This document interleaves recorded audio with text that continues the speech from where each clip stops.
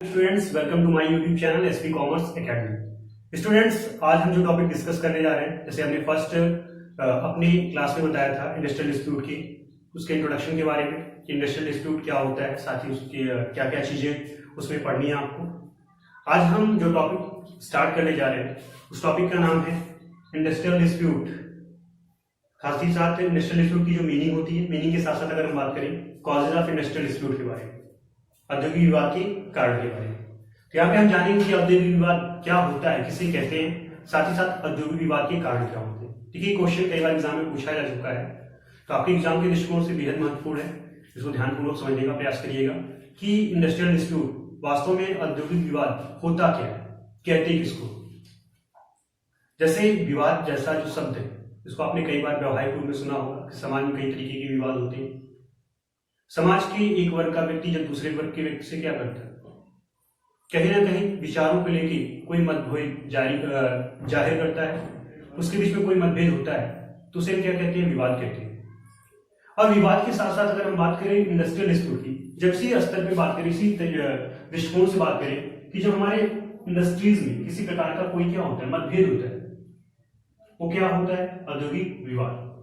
अब देखिए, जो मतभेद होता है, ये जो विचारों के बीच में मतभेद पाए जाते हैं, वो किसके बीच में हो सकते हैं। अगर हम बात करें एक फैक्ट्री की, तो फैक्ट्री के अंतर्गत एक पक्षकार होता है एम्प्लॉयर, दूसरा होता है वर्कर।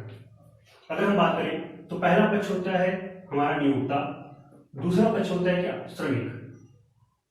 तो विवाद किसके बीच में होगा, या तो एम्प्लॉयर और वर्कर्स के बीच में होगा, या फिर ये भी हो सकता है कि एम्प्लॉयर और एम्प्लॉयर आपस में भिड़ जाए, इनके बीच में विवाद प्रारंभ हो जाए। या फिर एक केस क्या बनता है कि वर्कर और वर्कर के बीच में। तो देखिए, इस तरीके से जब नियोक्ता और श्रमिकों के बीच में किसी प्रकार का कोई मतभेद होता है, किसी भी सहमति को लेकर के कहीं ना कहीं मतभेद देखने को मिलता है, किसी भी उद्योग में, किसी भी फैक्ट्री में, किसी भी कारखाने में, तो उसी को हम क्या बोलते हैं, औद्योगिक विवाद बोलते हैं। वो किसके किसके बीच में बन सकता है, परिस्थितियां कौन सी हो सकती है। जैसे हमने बताया कि पहला क्या होता है, नियोक्ता और श्रमिक के बीच में, नियोक्ता और नियोक्ता के बीच में, या फिर श्रमिकों के बीच में आपस में कहीं ना कहीं टकराव की स्थिति पैदा हो सकती है, विवाद हो सकता है। इसी को हम क्या बोलते हैं, औद्योगिक विवाद। अब देखिए, इन टकराव की स्थिति पैदा कैसे होती है, इनका कारण क्या होता है, इसको जानने का प्रयास करेंगे।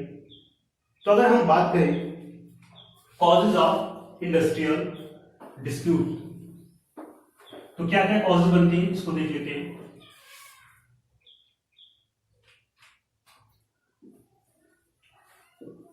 कॉजेज ऑफ इंडस्ट्रियल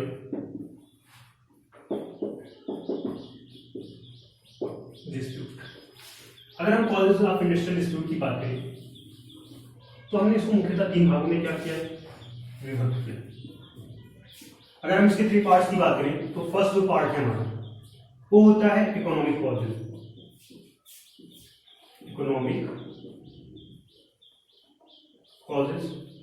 दूसरा होता है, दूसरी की बात करें तो होगा हमारा पॉलिटिकल कॉजेज। तीसरा हो सकता है हमारा मैनेजमेंट।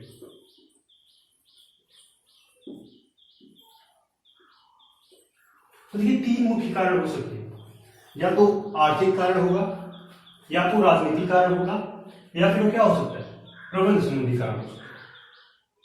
और इन कारणों के विषय में अगर हम पार्ट वाइज बात करें, तो आर्थिक कारण कब उत्पन्न होगा। देखिए, जब पैसों से संबंधित समस्या आती है, आप जानते हैं कल कारखानों की अगर हम बात करें, उद्योग की बात करें, किसी भी बिजनेस की बात करें, तो उसका एक कोर पॉइंट होता है फाइनेंस, या मनी की बात करें, मुद्रा की बात करें। तो जब इसको लेकर के कोई उथल पुथल हमें देखने को मिलती है, तो किसमें आएगा, इकोनॉमिक कॉजेज में आएगा। आप जानते हैं कि जहां पे एक से अधिक व्यक्ति रह रहे हैं, जहां पे कई समूह कार्य कर रहा है श्रमिकों का, तो वहां पे पॉलिटिक्स भी होती है, राजनीति भी कहीं ना कहीं वहां पे विद्यमान होती है। आपने तमाम तरीके के ट्रेड यूनियंस के बारे में सुना होगा, श्रम संगठनों के बारे में सुना होगा, उस पर आधारित है। जैसे छात्र संगठन के लिए पॉलिटिक्स कॉलेजों में होती है, उसी तरीके से यहाँ पे भी क्या होती है, पॉलिटिक्स की जाती है। आपके देश से राष्ट्रीय स्तर पे, आपके प्रादेशिक स्तर पे ही नहीं होती राजनीति, बल्कि इन कुछ संस्थानों में भी होता है। जैसे मैंने आपको कॉलेज की बात बताई, जैसे मैंने आपको उद्योग के बारे में बात बता रहा हूँ। साथ ही साथ अगर हम मैनेजमेंट की बात करें तो कभी कभी प्रबंधक से भी कुछ गलतियां होती हैं। कभी कभी प्रबंधक भी कहीं ना कहीं डिस्प्यूट का कारण होता है, अगर वो प्रबंधक अपनी जिम्मेदारियों को, अपने कार्यों को सही ढंग से ना करें। तो पहले हम जानने का प्रयास करेंगे कि कौन कौन से इकोनॉमिक कॉजेज हैं हमारे इंडस्ट्रियल डिस्प्यूट। अगर इंडस्ट्रियल डिस्प्यूट के फर्स्ट कॉज की बात करें तो एक सबसे बड़ा कारण जो होता है वो होता है लो वेजेस। लो वेजेस का मतलब होता है कि जब कहीं ना कहीं श्रमिकों को मजदूरी क्या कर दी जाती, कम कर दी जाती, या श्रमिकों को कम मजदूरी पे कार्य कराया जाता है। तो ऐसी परिस्थितियों में क्या होता है, इंडस्ट्रियल डिस्प्यूट उत्पन्न होता है। ऐसी परिस्थितियों में कहीं ना कहीं वर्कर्स अपना एक समूह बनाते हैं और कार्य का क्या करते हैं, विरोध करते हैं, जिसके कारण नियोक्ता परेशान होता है और वर्कर्स और नियोक्ता के बीच में विवाद हो सकता है। तो लो वेजेस, कम वेतन या कम मजदूरी भी क्या होता है, इंडस्ट्रियल डिस्प्यूट का कारण होता है। साथ ही साथ अगर हम बात करें demand for DA and bonus. DA and bonus की बात करें, डीए का मतलब होता है डेयरनेस अलाउंस, जिसे हम कहते हैं महंगाई भत्ता। आप लोगों ने इनकम टैक्स एक्ट 1961 में पढ़ा होगा डेयरनेस अलाउंस के बारे में, अगर आपने इनकम फ्रॉम सैलरी पढ़ी हो। तो देखिए, demand for DA and bonus की अगर हम बात करें तो इन दो पर्टिकुलर एलिमेंट्स को लेकर के भी कहीं ना कहीं कारखानों में विवाद होता है। अब अगर हम बात करते हैं कि कहीं पे बोनस बढ़ाया जा रहा है, किसी अन्य फैक्ट्री की बात करें, वहां पे बोनस बढ़ गया, और किसी, अगर मान लीजिए दो फैक्ट्री है एक्स एंड, बात करते हैं X and Y. X factory में क्या किया, जो भी वर्कर्स काम कर रहे थे दिवाली का बोनस बढ़ा के मिल गया, वाई वाई फैक्ट्री में बोनस मिला ही नहीं या कम मिला। इसको डिमांड को लेकर के भी क्या होता है, किसी भी कारखाने में विवाद हो सकता है। साथ ही साथ बात करें अगर हम पेनाल्टी की, कभी कभी कुछ फैक्ट्रियों में, कुछ कारखानों में क्या होता है कि अगर वहां पे वर्कर्स काम कर रहे हैं और उनसे छोटी सी भी गलती हो जाती है तो उसके लिए भी पेनाल्टी लगा दी जाती है 500-1000 रुपए। और लगातार अगर पेनल्टी बढ़ाई जा रही है या फिर बार बार पेनाल्टी लगाई जा रही है तो ऐसी परिस्थितियों से भी तंग आकर कोई भी श्रमिक विवाद कर सकता है। तो देखिए, पेनाल्टी भी, अर्थदंड भी कहीं ना कहीं कारण बनता है इंडस्ट्रियल डिस्प्यूट।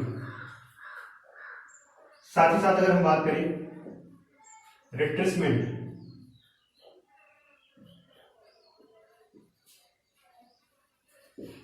अगर हम रिप्लेसमेंट की बात करें, छटनी की बात करें, तो ये भी मुख्य कारण है कहीं ना कहीं औद्योगिक विवाद का। छटनी का अर्थ क्या होता है या छटनी कहते किसको? देखिए, छटनी का अर्थ क्या होता है कि जब कभी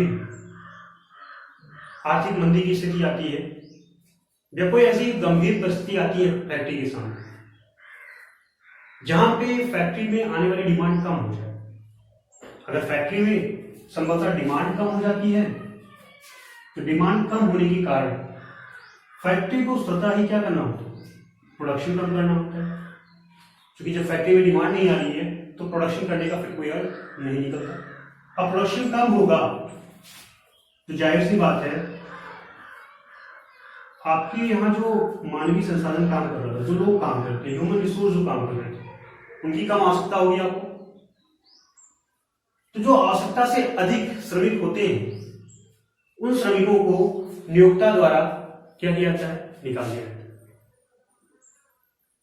उनको काम देने से डायरेक्ट मना कर दिया जाता है। तो जब आपके यहाँ जो श्रमिक सालों से काम कर रहा था उसको एकाएक आप कहेंगे आप फैक्ट्री से बाहर चले जाइए, तो अगर वो एक श्रमिक होगा तो उसके पास मजबूरी होती है, उसका कोई संगठन नहीं है, उसका कोई साथ देने वाला नहीं है, तो हो सकता है वो चुपचाप चला जाए। लेकिन अगर उनकी संख्या एक से अधिक है या ज्यादा अधिक है, तो ऐसी परिस्थितियों में उस कारखाने के लिए कहीं ना कहीं वो विवाद का रूप धारण कर लेता है। उस छटनी की क्या हम करेंगे, मजदूर कहीं ना कहीं विरोध करते हैं। अब देखिए इसके पीछे रीजन क्या होता है, क्योंकि अगर डिमांड नहीं आ रही है, प्रोडक्शन कम हो रहा है, तो निश्चित रूप से उस फैक्ट्री की इनकम भी कम हो। अब उसकी आय कम है तो ज्यादा से ज्यादा मजदूरों की सैलरी नहीं दे पाएगा, कहीं ना कहीं एम्प्लॉयर की भी मजबूरी होती है। तो ऐसी परिस्थितियों से निपटने के लिए, जहां पे एम्प्लॉयर भी मजबूर है कार्य देने के लिए और एक वर्कर चाहता है कि उसको कार्य मिले, ऐसी तमाम समस्याओं के बारे में अच्छे ढंग से इंडस्ट्रियल डिस्प्यूट में बताया गया, अच्छे ढंग से इसके बारे में रूल एंड रेगुलेशन बनाया गया। तो देखिए रिट्रेसमेंट भी एक कारण आपका बनता है। आई थिंक इकोनॉमिक कॉजेज आपके क्लियर हो गए होंगे। अब इकोनॉमिक कॉजेज के बाद आते हैं पॉलिटिकल कॉजेज के। अगर हम पॉलिटिकल कॉजेज की बात करें, राजनीतिक कारण की बात करें, तो राजनीतिक कारण क्या क्या हो सकते हैं। जैसे फॉर एग्जांपल की बात करें पॉलिटिकल कॉजेज में, तो पार्टी पॉलिटिक्स जो होती है,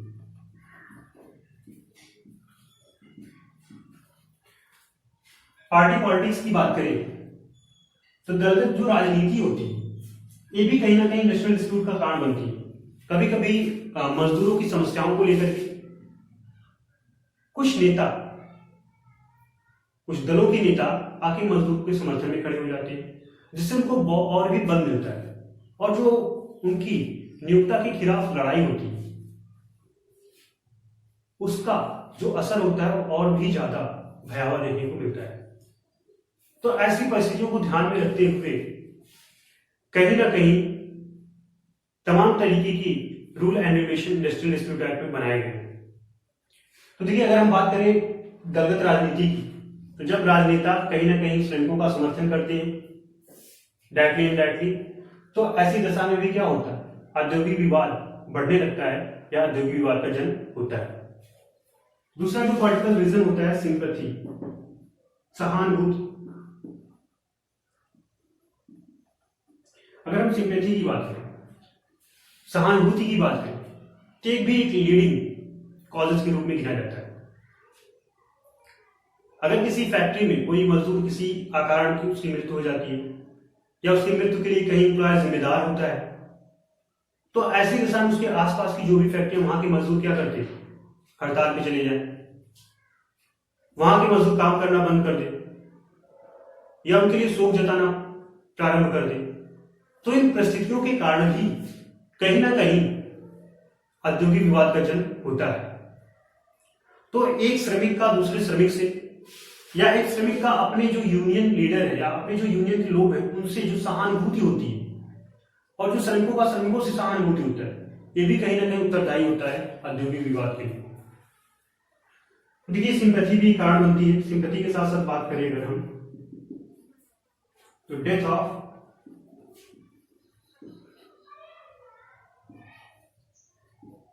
ट्रेड यूनियन, आपकी ट्रेड यूनियन लीडर, अगर बात करें श्रम संगठन के नेता, तो कभी कभी श्रम संगठन की जो नेता होते हैं उनकी मृत्यु हो जाती है, उस कारण से भी विवाद उत्पन्न हो जाता है। अब मृत्यु का चाहे उस मृत्यु का कारण प्राकृतिक ही क्यों ना, अगर वो कहीं ना कहीं नेचुरल डेथ हुई है, तो भी कभी कभार देखने को मिलता है कि श्रमिक उग्र हो जाते हैं। अगर जाने अनजाने कभी भी अगर एम्प्लॉयर जिम्मेदार होता है, तो निश्चित रूप से एक भयावह परिस्थिति कारखाने के लिए देखने को मिलती है। तो death of the trade union leader, जो श्रम संगठन का नेता होता है, उसकी मृत्यु के कारण भी क्या होता है, कहीं ना कहीं औद्योगिक विवाद होता है। इस तरीके से अगर हम बात करें मैनेजमेंट कॉजेज, पॉलिटिकल कॉजेज के बाद आते हैं मैनेजमेंट कॉजेज पे। तो मैनेजमेंट से संबंधित भी कुछ कॉजेज होते हैं, जैसे फॉर एग्जांपल के रूप में मिसबिहेव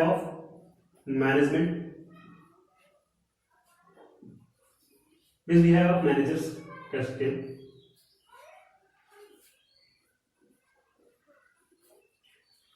प्रबंधक का जो गलत व्यवहार है, वो भी कहीं ना कहीं जिम्मेदार होता है। कैसे? कभी कभी कुछ जो मैनेजर्स होते हैं ब्यूरोक्रेटिक मॉडल को अपनाते हैं। ब्यूरोक्रेटिक मॉडल का मतलब होता है कि जहां पे कहीं ना कहीं निरंकुश शासन, फॉर एग्जाम्पल के रूप में जहां पे एक ही व्यक्ति सर्वल कहीं ना कहीं कमांड करने का प्रयास करता है, पूरा जो नियंत्रण है वो अपने हाथ में रखने का प्रयास करता है। तो ऐसी परिस्थितियों में भी कहीं ना कहीं औद्योगिक विवाद का जन्म होता है। जब कभी भी एक ही व्यक्ति के पास नियंत्रण, संपूर्ण नियंत्रण आ जाता है, तो उसके अंदर कहीं ना कहीं अहंकार पैदा हो जाता है, और उस अहंकार के कारण उस श्रमिकों के साथ या अपने सबॉर्डिनेट्स जो भी सहायक लोग हैं उनके साथ गलत व्यवहार करना प्रारंभ कर देते हैं। और उस गलत व्यवहार के कारण भी जब अनावश्यक श्रमिकों को डांटा जाएगा, जब अनावश्यक कहीं ना कहीं उनकी सैलरी काटी जाएगी, तो ये सारी गलतियां किसकी? मैनेजमेंट की मानी जाती है। और ऐसी परिस्थितियों में भी क्या होता है? औद्योगिक विवाद उत्पन्न होता है। साथ ही साथ अगर हम बात करें असंतुष्टि की भावना की, डिससैटिस्फैक्शन,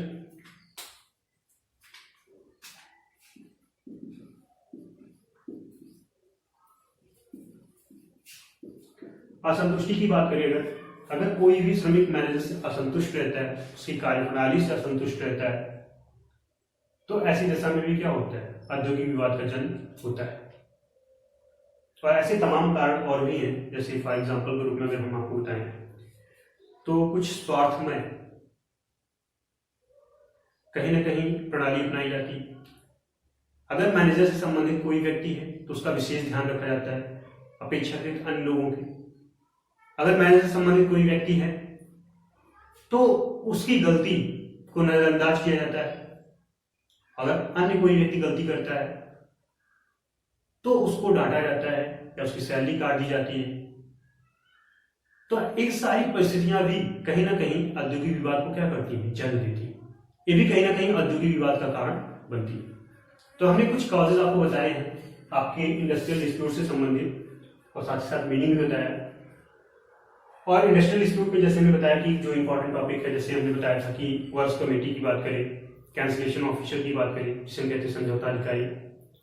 साथ ही साथ अगर हम बात करें कहीं ना कहीं आपके लॉकआउट की, तालाबंदी की बात करें, स्ट्राइक की बात करें, हड़ताल की, या फिर हम रिप्लेसमेंट छटनी की बात करें या ले ऑफ, ये कुछ महत्वपूर्ण टॉपिक हैं जो आपके एग्जाम में लगातार पूछे गए और पूछे भी जाएंगे आने वाले एग्जाम।